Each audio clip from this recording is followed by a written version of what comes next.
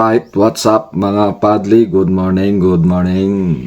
Kumusta na po kayo? Matagal-tagal po tayong walang upload. Huling-huli na tayo sa balita mga padli ko.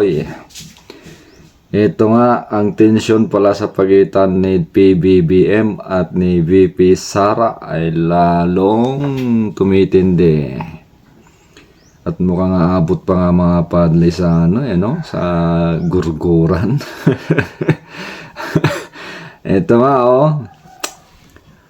bagong pasok, liar. Tinawag na sinungaling ni VP Inday si PBBM. Pakinggan po natin ito mga padli. Kapapanood ko lang sa YouTube. Hirap ng matagal na wala sa nahuhuli tayo sa balita. Ito, pakinggan po natin to. Samantala, tinawag po ni Vice President Sara Duterte na sinungaling, Yun! liar, bakakon, si Pangulong Bongbong Marcos Jr. Hindi na ito marunong maging Pangulo ng isang bansa. Sa palawanag po ng bise, noong campaign period taong 2022, posible hindi alam ni BBM kung anong sinabi niya. Wala talaga siyang kakayahan o kaya gusto niya lang magsinungaling para manalo po sa eleksyon. Dinugtong po sa issue ng 20 pesos na bigas. Umiruno halimbawa sa promise ni Marcos Jr. partner, yung 20 pesos. Ano na? Apat na 20 pesos pala.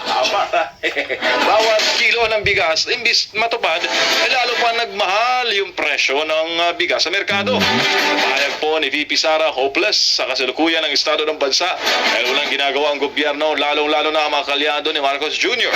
Ika nga, on a road to hell na ang Pilipinas sa ng bise. Alam na alaman niya ito dahil naging cabinet member siya at narinig niya ang lahat ng mga detalye. Sunshine Newsflash. Kay Vice Presidente Inday Sara, hinahayaan lang ni Pangulong Bongbong Marcos Jr. na abusuhin. Ayan. Anong masasabi nyo rito mga padli? Totoo nga bang sinungaling ang presidente ng bansa?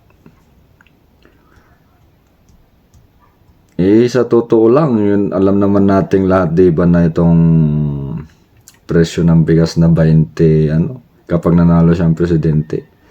Alaman naman nating lahat na imposibleng mangyari, di ba? Kalain mo galing sa 40 pesos pataas tapos biglang magiging 20 kapag siyang nanalo. Alam na po nating lahat yun na walang katotohanan yun. Nagpabola tayo, di ba? Kasalanan natin yun. Ayan, sabi ni VP Inday, papunta na ng hell ang bansang Pilipinas, walang pupuntahan.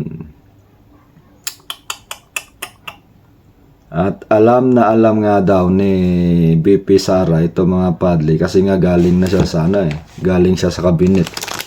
Galing siya sa gabinete sa loob. So may idea talaga siya. Kumbaga naririnig niya at nararanasan niya yung mga pinaggagawa ng administrasyon. Mga padli ko, anong masasabi niyo rito? Comment lang po.